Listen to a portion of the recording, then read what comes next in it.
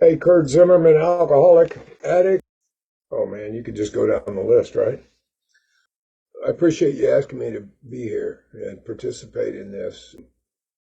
Some of the thoughts I was having before this, I was listening to a guy named Bill White. He did a history on recovery. He worked in the field since 1969. He's a great historian as far as this recovery stuff. So I was thinking about the history, like how I came in, and I'm 66. Came in when I was 22.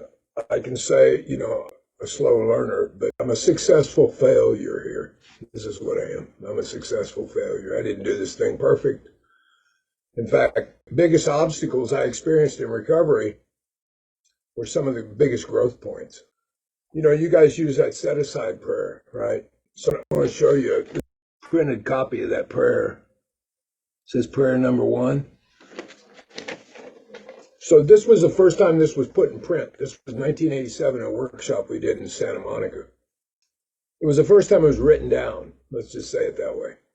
So I'm going to read where it came from. Because a lot of people, when we first started using this prayer, people say, oh, it's not in the big book. It's not in the 12 steps, And so I'll read it since we have a little bit of time and give you a little history on this. It's, God, please help me set aside everything I think I know about myself, my disease, these steps, and especially you, for an open mind and a new experience with myself, my disease, these steps, and especially you, which really ties into a principle: bar against all information cannot fail to keep man in everlasting ignorance. That principle is contempt prior to investigation. So here's where the references came for this prayer. This is page 42, paragraph 3. It meant I would have to throw several lifelong conceptions out the window. Page 46, paragraph 2. We found that as soon as we were able to lay aside prejudice and express even a willingness to believe in a power greater than ourselves, we commenced to get results, even though it was impossible for any of us to fully define or comprehend that power, which is God. Page 47, paragraph 1. Do not let any prejudice you have against spiritual terms deter you from honestly asking yourself what they mean to you. Page 48, paragraph 1. Besides a seeming inability to accept much on faith, we found ourselves handicapped by obstinacy, sensitiveness, and unreasoning prejudice. It finally beat us into a state of reasonableness. Sometimes this was a tedious process. We hoped no one else would be prejudiced so long as some of us were. Page 49, paragraph 3. We who have traveled this dubious path beg of you to lay aside prejudice, even against organized religion. In the last one, page 58, paragraph 3. Some of us have tried to hold on to our old ideas, and the result was nil till we let go absolutely. I like to kind of talk about that just because of misinformation before I got here, and even after 20 years after I was here, a lot of misinformation about what I was up against.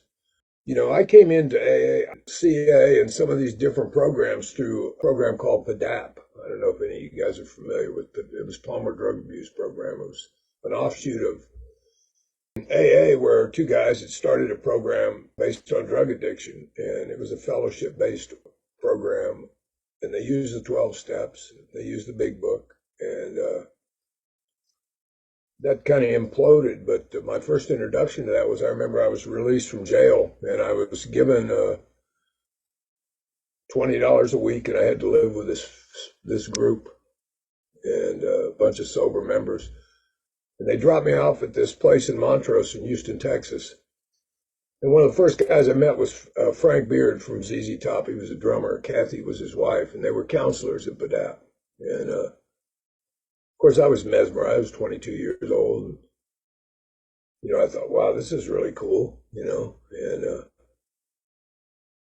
I stayed in PADAP. I learned how to shoot dope in PADAP, in fact. I never shot dope till I got in a drug program. And it was really funny because it was very fellowship oriented. And like I said, 1979, I was 22 years old. I didn't have a clue what was going on. I didn't know that at the time. I thought I did. And it's really interesting because I usually say this. See, what I really suffered from, put it in a nutshell, was I had this existential crisis of unworthiness. I was either better than or less than. It was heads and tails of the same coin. And when I used, I had a sense of ease, relaxed state of well-being. That's just how it was. I mean, life without drugs or alcohol was untenable. I couldn't deal with it. And so, it morphed into all kind of different things. And eventually what happened was I ended up robbing a guy in a liquor store because he told me I couldn't read a magazine. And I ended up getting a probated sentence and going to the penitentiary in Texas. And, I was a young guy, I'm thinking, I'm not like these people, Same way when I came in program, I kept saying, I'm not like you guys, like, you don't understand what's going on. And, I was thinking about the new guy that said he had a couple days, and I thought, geez, I remember when I first came in, I thought, what you guys were telling me was this. This is what I thought. This is what I heard. It's probably not what was said, but what I heard. I thought you guys were telling me, so this recovery is possible, and what you're going to have to do is white knuckle it the rest of your life. You're going to have to struggle with this thing on a daily basis. And I knew that wasn't going to work because I'd struggle with it. I thought I was going to exercise my willpower and overcome the obsessions that always took me out. That's what I thought you said. That's not what you said. Maybe some of you did. I don't know. I'd like to say I didn't quit using and quit drinking. I got released from that. There's a huge difference. There's a huge difference in trying to manage an obsession that's unmanageable and being released from an obsession that doesn't need to be managed because it's been removed. And until I experienced that, I really didn't even have a sense of what you guys were saying. We have a filter. Teachers a long time ago was my sponsor, Don Pritz, and Don Pritz used to say, I have a unique ability. He said, what happens is you tell me the truth, and it goes in here, and it runs around up in here for a little bit. By the time it comes out my mouth, it's not the truth anymore. And it talks about this. It talks about it in the big book. It says, the main problem of the alcoholic or the addict centers in his mind. And so what happened was I got in AA. I started going to meetings, and I went to some NA meetings out here. And I like what Al said, when I went to meetings outside of AA, it was like the rules came off. It was much more relaxed. People could read how it works, and people would yell out in the corner. It was like totally a different experience. It was funny because I finally, in 1986, after being 6 years in and out, in and out, in and out, in and out, going to jail, going to prison, I had a collapse. And that collapse, you could say, was I got surrendered. I didn't surrender because the construct, the ego, can't surrender. It's not in its, it regroups. I like the way Tebow used to say that the ego doesn't surrender, it regroups. And what happened was I had a collapse and I got released. And the effect of that collapse was, oh, this must be what they're talking about when they say God. It was like one was an effect of just the other. So I did what you guys said. I just started following direction for once. And, one guy, I called him and I said, I called him up on the phone. I remember saying, listen, you're not going to believe what happened. I'm an alcoholic and an addict. And the guy goes, dude, we all been watching you. We all know that. Like, I was the last one to find out. Like, everybody around me knew it, And, but this was revelatory to me. This wasn't just like an intellectual information, this was like revelatory, meaning, oh, this is what it means to not be able to quit. Not to be able to quit using the spiritual principles. That's very different. See, this is like before that. This is like, oh, this is what it means to be powerless.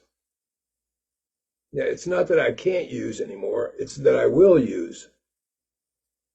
And that was very revelatory. It shifted everything. And it gave me a basis for why I needed to follow the directions that you guys were telling me, there was all the basics, go to the meetings and stuff like this. And, until a few years ago, I didn't hear it put like this, but it really makes a lot of sense when you think about it. The reason, we have 90 and 90 or something like that is, see, I was so mind bound when I got here. The paradigm that I lived in was so small that when people told me, listen, you need to go to meetings, you need to help other people, you need to reach out to the newcomer. I'm like, I'm a newcomer. And they're like, well, we know, but I remember Bill Sarton, my first sponsor, said, listen, I want you to lead this meeting. I said, I can't lead the meeting. I got 2 days sober, And he's like, yeah, you can lead the meeting. He said, you need to reach out to the new guy. And I'm like, I am the new guy. He said, no. He said, you know what? He said, here's the deal. He goes, I got 20 years sobriety. He goes, you can relate to the guy with 1 day because you were just there yesterday. Much better than I can relate to the guy. I got 20 years. And so it kind of gave me a basis for like trying to carry this message. That was the very beginning. And the other reason was this, and I didn't know this till much later on. See, I'm so wrapped up in the orbit of my own thinking and perception and what's going on in my life, the drama, the guilt, the shame, the remorse, that when I got out of myself and helped someone else or went to a meeting, it kind of took me out of that orbit just for a brief moment and put me in another orbit, meaning I was listening to you or I was cleaning up, picking up chairs or cleaning. Back in the day, we had ashtrays, we cleaned ashtrays and coffee mugs. And it pulled me out of that orbit, which was crucial because that orbit was what was killing me. And so, eventually going through the steps and then integrating the steps in a daily way of living kept me out of that orbit. And what I mean by that is this. And Al's heard me say this 100 times. Thank God I'm not suffering from what's not happening anymore. I suffered immensely from things that weren't happening. I suffered from a narrative in my head that was talking to me as me. What does that look like on a practical basis? What it looks like is this. I'd get up in the morning and my head would go before my eyes would open, right? And I'd jump in the shower and I'd be showering with 15 people, but I'd be in there by myself. I'd be thinking about the supply house and how the guy didn't have my order right and what the kids were doing. I just had this total narrative going on in my head. And I followed the direction of what that narrative told me to do. That's how I started my day. It's amazing that I didn't run into more things than I did based on that narrative. So what happened was I got released. I was about 3 months sober, and one of my Eskimos was a Benedictine monk who used to shoot dope in the 50s. And he was kind of like my Eskimo. He was like, we say that. He was the guy that, when I jumped bail, he was the guy that drove me around when I was running from the law. And guy never judged me, just totally never judged me. Never pushed his religious perspective on me, never even mentioned it. He just was a good friend. He called me up and he said, hey, he said, I'm going to go to California. You want to go with me? He goes, you won't go. You're too chicken shit. And of course, he hooked me right there. I was like, I had to go.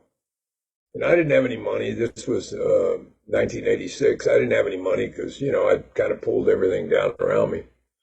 And so I called an old girlfriend. I said, hey, could you buy me a ticket to California?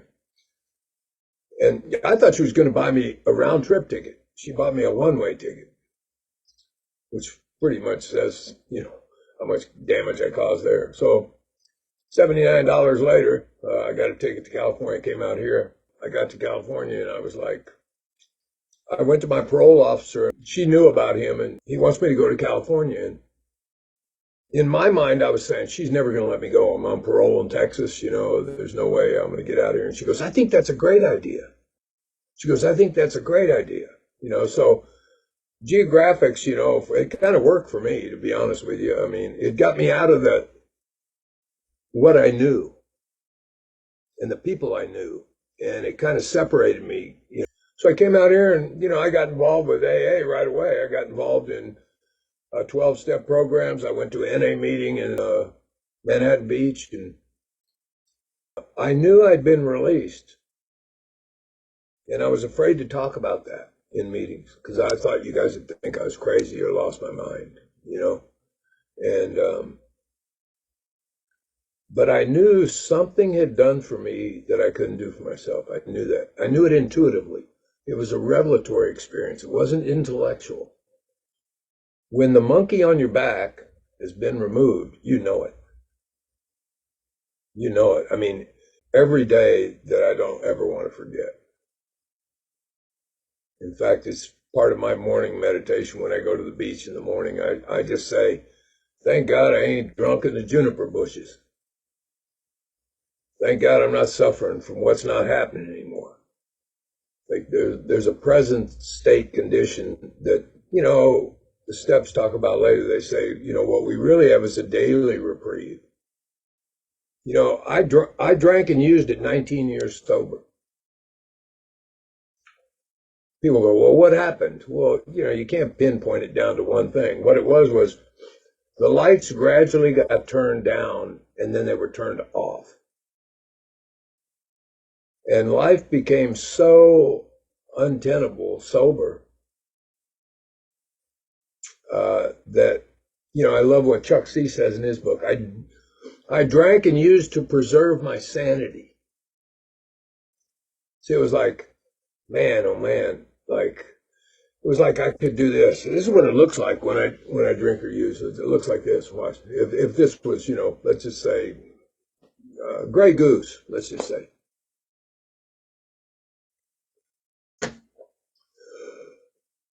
Oh, yeah, I can do this now.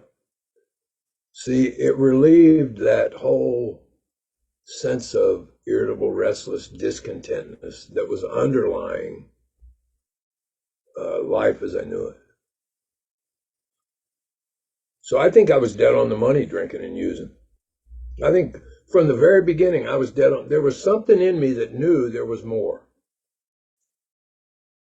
I just happened to chase it chemically. But there was something in it that knew intuitively that there was something that would solve a problem that I didn't even know I had. I just thought this is the way it is. And I always said, my brothers, I grew up with 3 brothers. I always said, I'm the black sheep of the family. I always said that. I'm the black sheep, because they didn't seem to have that problem. I grew up in the same house, 30 feet right down the hall from them. And they didn't seem to have the problem that I had.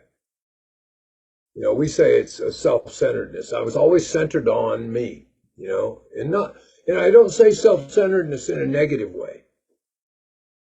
I say self-centeredness in a focused way where, long before I drank and used, I mean, I'd go into, we were talking about this the other night, I'd go into my homeroom class and I'd be late, 5 minutes late. So what was my solution to that? Well, I don't go. Because in my mind, I knew all of you guys would be looking at me when I came in 5 minutes late. And I created a little story about what that was about, oh, he don't care, he don't want to go to school, whatever. So I just wouldn't go. I'd deal with it later. I'd say, I'll deal with it later. So I'd skip class and then I'd get in trouble. And the ramifications of that, When I started drinking and using, hell, I'd go. I didn't care. There was this ability to not care about what you thought. I came into a program like that. I'd come into a meeting, and the meeting would be starting, and I'd come in late. I'd be looking for a chair. I have to pee really bad, but I ain't going to the bathroom. I need to sit down right now so nobody sees that, I'm late. I mean, I had this little thing going on in my head. Then I'd sit down in the chair. Okay, good, I'm good. But then my bladder's ready to burst. But I'm not going to get up because I don't want anybody looking at me, see? This is the self-centeredness I'm talking about. This caused huge problems. It caused really big problems. When I say, when we help someone else or we participate in our own recovery or whatever we say when we first get here, it's crucial. Because it does. It pulls us out of the orbit of that self-centeredness. And that's a condition. That's not me. There's a part in the big book that says our actor is self-centered. You know what the good news of that is? You're not the actor. That's the good news. The good news is you're not the actor. We could say around here, we say it's a persona, or it's just the conditioning and the belief systems, the old ideas, the guilt, the remorse, the self-pity, the morbid reflection that I've told myself and others have told me. I remember my brothers used to say, man, what's wrong with you? Why do you keep doing this stuff? Like I had no friggin' idea. And the very question implied what I already knew about myself. There's something wrong with me. If my brothers would have known I was powerless and couldn't do anything about it, it'd have been a different question. But I got the same misinformation in program. We used the word relapse, I mean, this came in more in the 80s than it did anywhere else. It came in with treatment centers and things. Relapse. So, I remember Joe used to say, if we change the word, we think we can change the condition. Denial. It's just lying to yourself. I mean, it's things like that. But what was funny was relapse was this. I could just say across the board, we're all relapsers. There ain't one of us is not a relapser. You just move the line out of the program. That's how we got here. We relapsed. That's how we got here. We didn't come here because this was a great place to join, a nice country club, That wasn't my experience. I mean, I didn't want nothing to do with you guys. I was stipulated by the courts, thank God. So, it's like, here you go back to that thing, we get rid of our old ideas. The result was nil till we let go, absolutely. What we really have, I'll emphasize really, is a daily reprieve contingent on the maintenance of a spiritual condition. Really, I don't think that's the case. I think it's the maintenance of a mental condition that tells us we're spiritually sick. I don't think there's anything wrong with spirit. There's never been anything wrong with spirit. That's what makes it spirit. Just my experience with this thing. So this mental condition, I mean, that's what I looked at when I did inventory. When I looked at fear, we could maybe even talk about that. What I thought fear was, I really didn't suffer from fear. I thought I did because everybody told me that's what you're suffering from. Until I did some introspection and really went into this. I wasn't suffering from fear. I was suffering from mental anxiety that was created by a narrative in my head based on the past or the future. Real fear is the highest intelligence of a human being. Fight or flight. When I walk out in the street and I don't see a bus coming, he honks his horn, I jump out of the way before I even think about jumping out of the way. That's fear. That is the highest intelligence of a human being. Takes no intellectual discourse, takes no reason. See, what we were talking about in program was something totally different. I didn't know that because I never really investigated it. I just listened to you guys and what you said. So what I suffered from was mental anxiety. Oh, that made sense to me. I was like, oh, well, that's what the book says. It says the main problem centers in the mind. It says it it says it. I read it, I don't know, probably 3 or 4,000 times and never even saw it. Being convinced that self manifests in various ways is what defeated us. So they're talking about two things, self and us. Relieve me of the bondage of self, right? Well, that's singular. Us is plural. Like us is all the boxes here.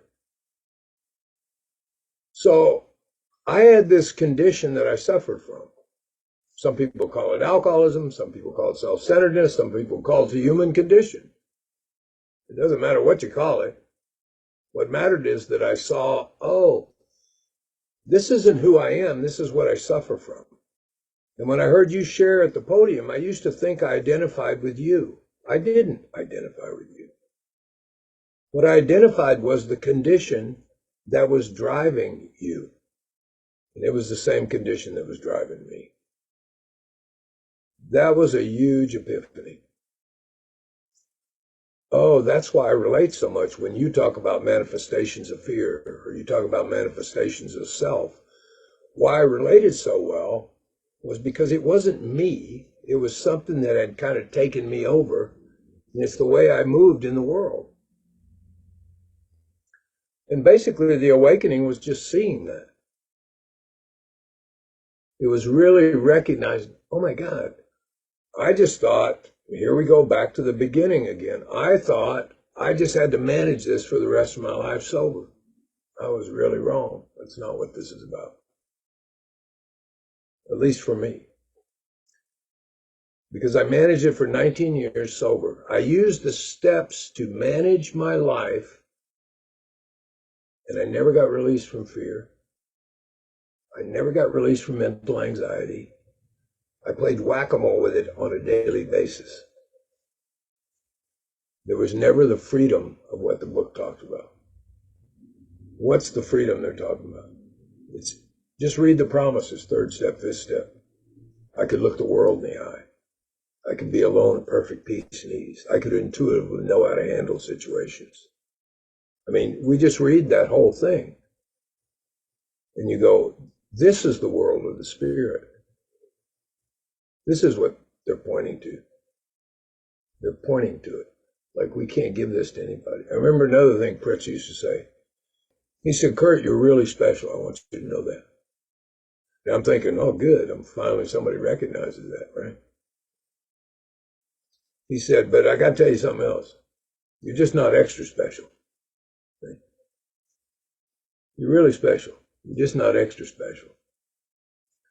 And that went over my head back when he said it. But I totally get what he was talking about now. It's like we're all up against the same thing. There's not one of us that's not. And I think probably everybody's doing the best they can. I mean, I know I was based on what I had to work with, which wasn't much.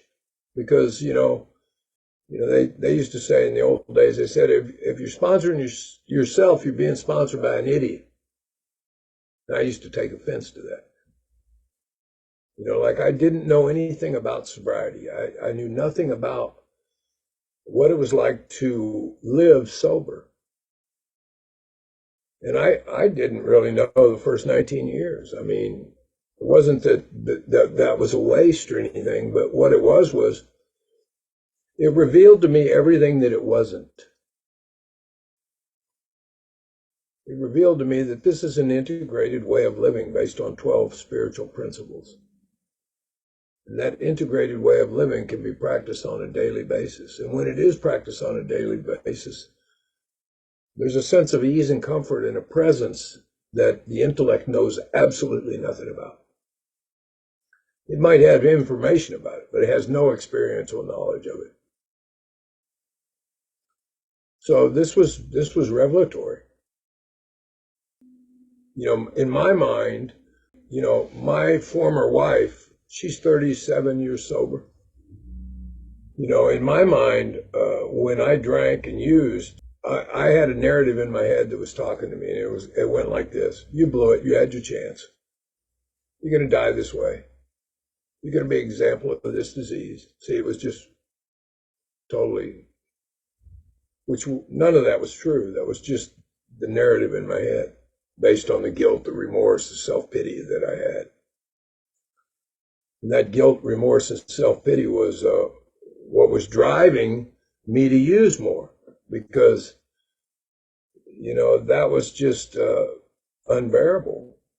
So when I'd be able to drink or use, I'd get some space from that. And of course, it was temporary, caused a lot of problems. Never been locked up 5150 till I used it 19 years. Got locked up twice. So it's interesting. I mean, when you really, my sponsor said, look, here's how this thing works. It's like this. There are 12 spiritual principles.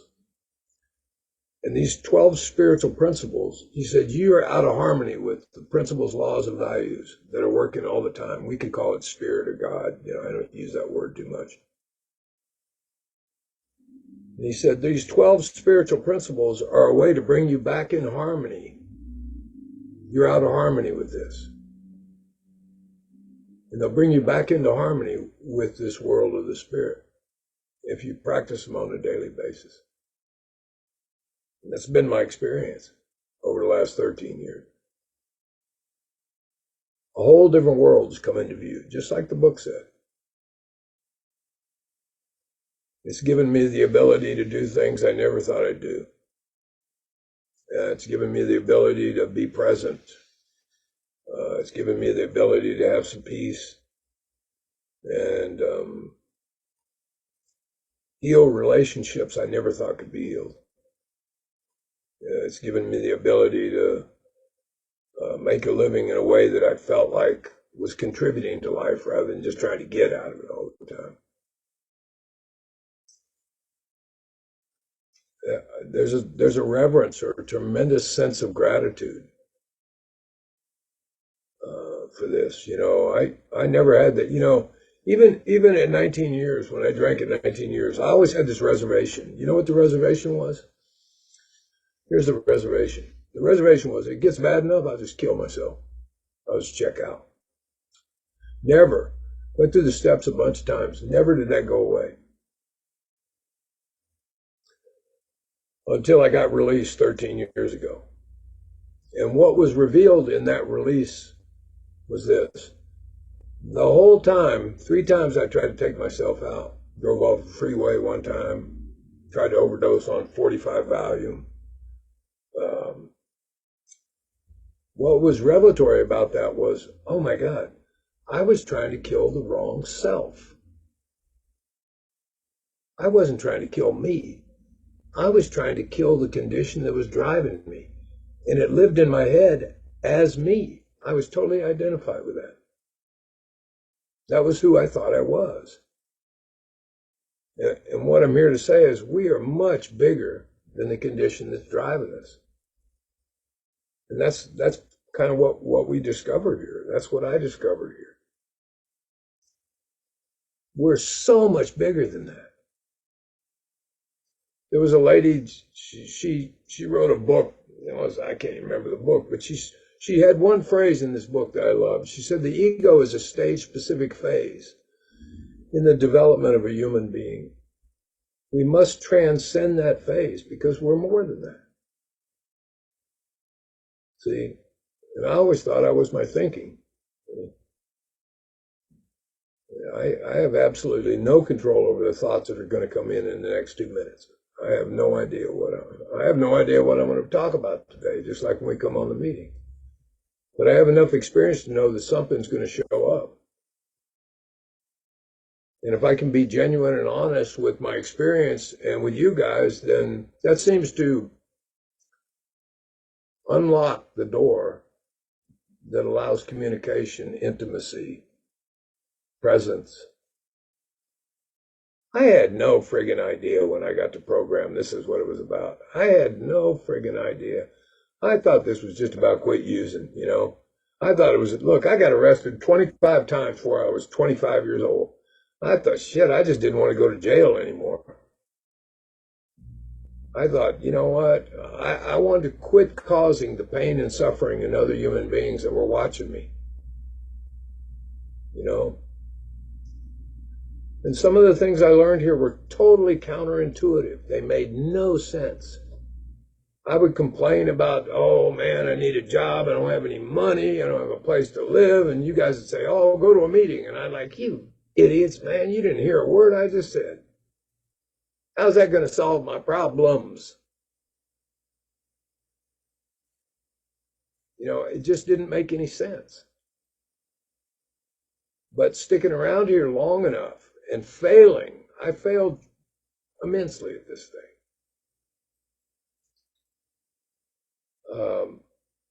Revealed something that I really didn't have much experience with, but I had a lot of experience with it. I just didn't know it. And that was that this great reality is deep down within. You know, I mean, it's just totally, it's as much a fact as we are. I mean, some of the ways it's said in the book just, you know, I don't think he just sat down and wrote the 12 steps. I think that was a complete download. It was a revelatory thing that happened. I mean, and it's obvious just from, well, you know, like I said, I was listening to Bill White talk about the history of recovery. You know, it started in 1734 in the native communities. I mean, it didn't just start, you know, when Bill wrote the book. I mean, the history of this goes way back. And, you know, I've been able to participate in some of in the 80s when the treatment centers came in. And, you know, of course, I was like, oh, the treatment centers, they shouldn't be there. You know, they don't help anybody. You've got to do the 12 steps this way. And if you don't do it this way, you're not, you know.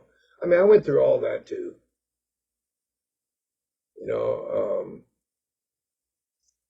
I had opinions about everything. And the bottom line was, you know, these were rungs on ladders for me. The DAP was a rung on a ladder, got me into AA, got me into NA, got me into, it was just a rung on a ladder. When Pritz said, if I rob you from your pain, you got to start over again from the very beginning.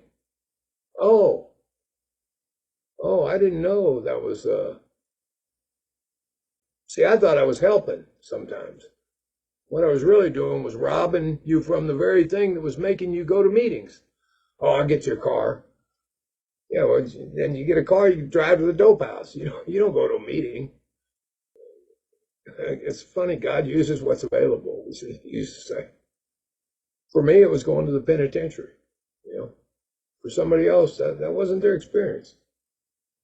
It has nothing to do with why I'm an addict or alcoholic. That's just the drama of where that addiction and stuff took me. Some people, it took them into the closet. Some people, it took them into drooling on themselves all the time. Some people, you know, it took them into going to the ATM 30 times in one night rather than going once. I mean, I always thought, well, that's kind of crazy, man. Why would you go to the ATM like 20 times in one night? Like, it's the same thing with alcoholics when they're drinking. Why would you buy a half pint? Why don't you just go buy a gallon and you'd be done with it, you know? Or go buy a half pint, then I'll go. See, in my mind, I think, well, I'm only going to drink this much, see? I'm only going to do a dime bag. I'm only going to do, you know, it's just that same insanity. Then you're done with it. Next thing, shit, I got to go to the ATM again. So sobriety is, I think it's a daily discovery, you know. I mean, I just do what the book says, you know. I finally surrender to the fact that, you know, there's a different way to live, and I need to learn about that. I need to find out about that, you know. In the book, it says, be quick to see where religious people are right. It doesn't say be quick to see that religious people are right. And I was like, oh, well, maybe I need to investigate this. Maybe I need to see what some of these wisdom traditions are saying, because a lot of the big book came out of the wisdom traditions. This is not new stuff.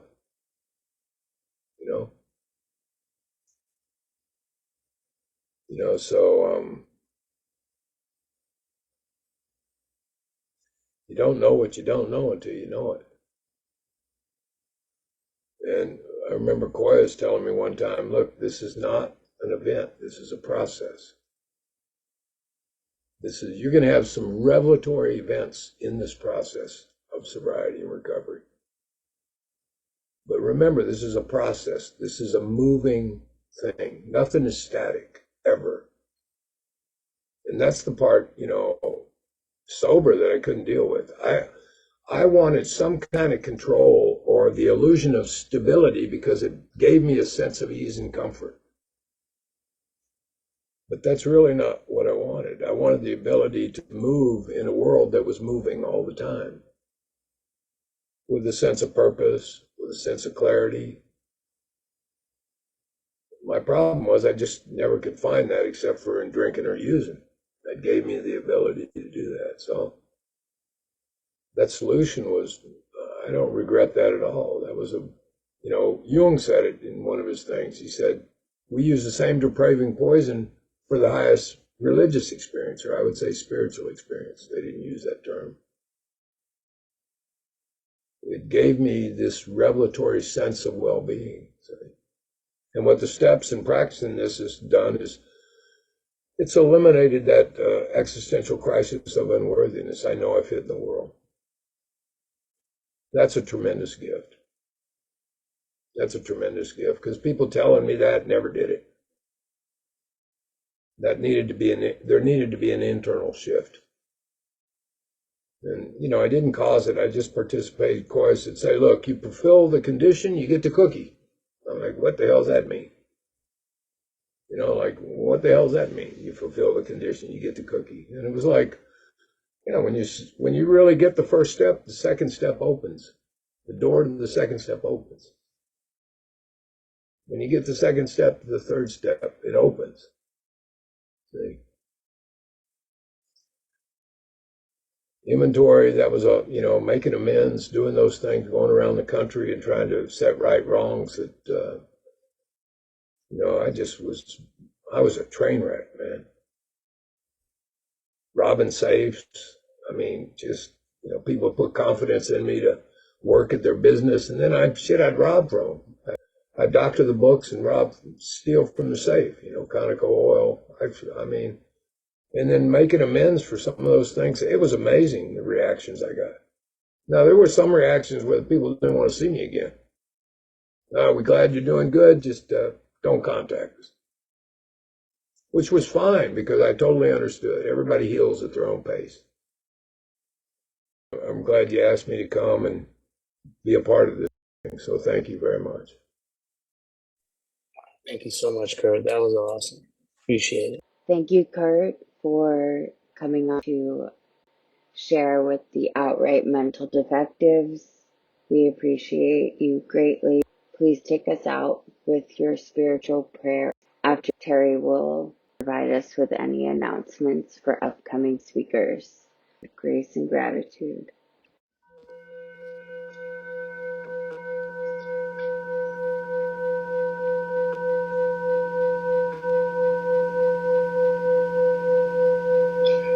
Great Spirit, enlighten me with your wisdom, that I do not impoverish the very world that sustains my life. Let me gain my livelihood honorably and as I strive for myself. Let nothing I do be built upon another's ruin or result in misery or pain. Rather, let me add to the contentment of others through my devotion to self-sacrifice, goodness, and truth. Thanks. Thank you so much, Kurt, for sharing your experience, strength, and hope. Next month, in October, we will have Mike D. for our first speaker, followed by Nicoletta and John McD., and also, last but not least, Bill H. from St. Louis. So it's going to be a heck of a lineup. So I hope everyone could come. Pew, pew, pew, pew, pew.